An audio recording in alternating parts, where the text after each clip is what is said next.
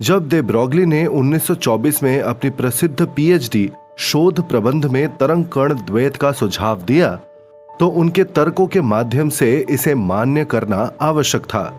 तब प्रसिद्ध बोर का परमाणु मॉडल और क्वांटीकरण अभिग्रहित, जिसने इलेक्ट्रॉनों को कण मानते हुए उस समय की सभी प्रेक्षित गई घटनाओं को सफलतापूर्वक समझाया। विज्ञान इस तरह से काम करता है। एक नई परिकल्पना को पुराने प्रेक्षणों और मॉडलों के अनुरूप होना चाहिए और फिर नए प्रेक्षणों की व्याख्या भी करनी चाहिए।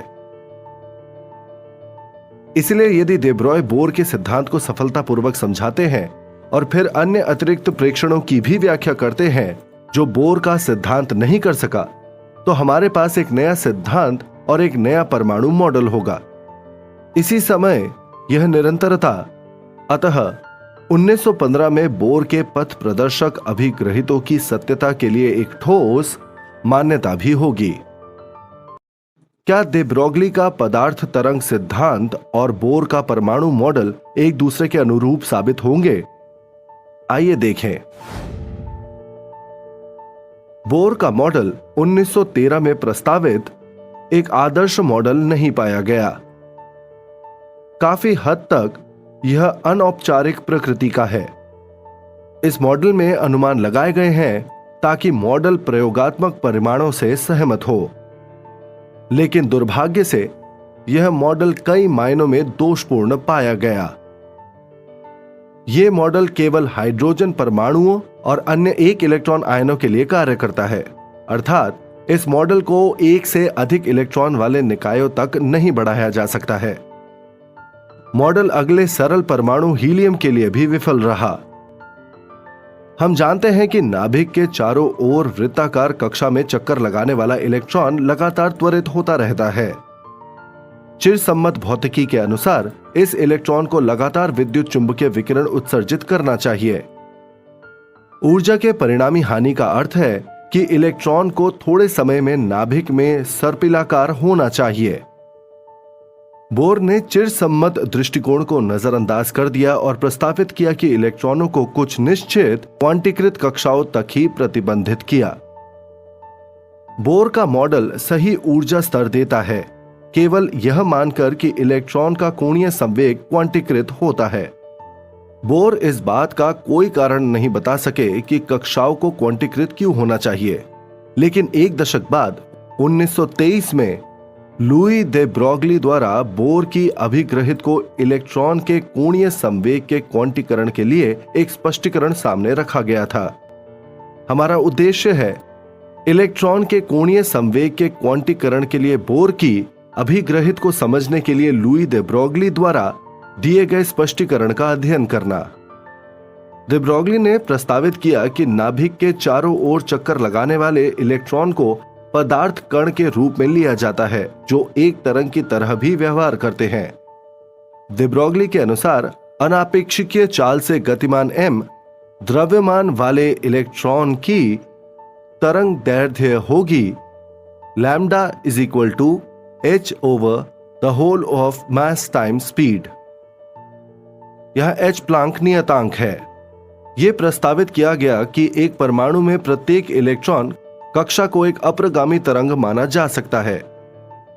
इससे पहले कि हम आगे बढ़े, सलाह यह होगी कि अप्रगामी तरंगों की व्याख्या की जाए और साधारण अप्रगामी तरंगों और वृत्ताकारी अप्रगामी तरंगों के बीच अंतर किया जाए। जब गिटार के तार को छेड़ा जाता है तो बड़ी संख्या में तरंग दैर्ध्य उत्तेजित होती है, लेकिन केवल वे ही बने रहते हैं जिनके सिरों पर निस्पंद होते हैं। ये तार के अनुनादी निस्पंद होते हैं। ये तरंगे सामान्य अप्रगामी तरंगे होती है। वृत्तों में गतिमान इलेक्ट्रॉनों के साथ इलेक्ट्रॉन तरंग एक वृत्ताकार अप्रगामी तरंग होती है जो अपने आप बंद हो जाती है। यदि किसी तरंग की तरंग दैर्ध्य अपने आप बंद नहीं होती है तो विनाशी व्यतिकरण होता है, क्योंकि तरंग वृत्ताकार कुंडली के चारों ओर घूमती है और तरंग जल्दी खत्म हो जाती है। इस प्रकार केवल वही तरंगें बनी रहती हैं जिनके लिए वृत्ताकार कक्षा की परिधि में तरंग दैर्ध्यों की पूर्णांक संख्या होती है। त्रिज्या Rn की एक बोर कक्षा की परिधि होती है 2 पाई टाइम्स आर एन। इसीलिए 2 pi times r n is equal to n times lambda, जहां n इज इक्वल टू 1, 2, 3 और इसी तरह n तक। आइए हम उपरोक्त समीकरण में lambda is equal to h by the whole of m times v को प्रतिस्थापित करें।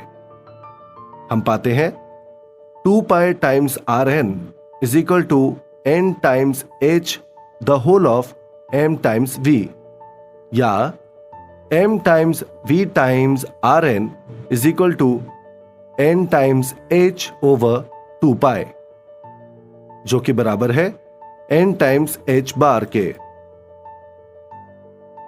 यह बोर द्वारा अनौपचारिक आधार पर प्रस्तावित केवल क्वांटम शर्त थी। यह इस समीकरण से स्पष्ट है कि असतत कक्षाएं और ऊर्जा स्तर व्युत्पन्न किए गए थे। लेकिन अब हमारे पास बोर के मॉडल में क्वांटीकृत कक्षाओं और ऊर्जा अवस्थाओं के लिए प्रथम स्पष्टीकरण है। वे इलेक्ट्रॉन की तरंग प्रकृति के कारण होते हैं और केवल अनुनादी अप्रगामी तरंगे ही हो सकती हैं। इसका तात्पर्य है कि तरंग कण द्वैत परमाणु संरचना के मूल में है। क्योंकि बोर का मॉडल कई और चीजों की व्याख्या नहीं कर सका, इसलिए एक नए सिद्धांत की जरूरत थी। यह वास्तव में 1920 के दशक में विकसित किया गया था। इस नए और मौलिक सिद्धांत को क्वांटम यांत्रिकी कहा जाता है, जो परमाणु संरचना से संबंधित सभी प्रश्नों को व्यवहारिक रूप से हल कर सकता है। सारांश: 1913 में बोर ने अपने मॉडल में यह मान लिया था कि इलेक्ट्रॉन का कोणीय संवेग क्वांटीकृत होता है। बोर कोई कारण नहीं बता सके कि ऐसा क्यों हुआ। 1923 में लुई दे ब्रोगली ने प्रस्तावित किया कि नाभिक के चारों ओर चक्कर लगाने वाला इलेक्ट्रॉन एक तरंग की तरह व्यवहार करता है। यह भी सुझाव दिया गया था कि एक परमाणु में प्रत्येक इलेक्ट्रॉन कक्षा को एक वृत्ताकार अप्रगामी तरंग माना जा सकता है। दे ब्रोगली की परिकल्पना के अनुसार केवल वे तरंगे बनी रहती हैं जिनके लिए वृत्ताकार कक्षा की परिधि में तरंग दैर्ध्य की संख्या पूर्णांक होती है। क्वांटम भौतिकविदों जैसे वार्नर हाइजेनबर्ग, अर्विन श्रोडिंगर और आगे पॉल डिरैक और रिचर्ड फाइनमैन के काम ने प्रकृति की हमारी समझ को बढ़ाने में बहुत मदद की। हम अपने आगामी सत्रों में क्वांटम भौतिकी और उस पर आधारित परमाणु मॉडल के विचारों पर चर्चा करेंगे।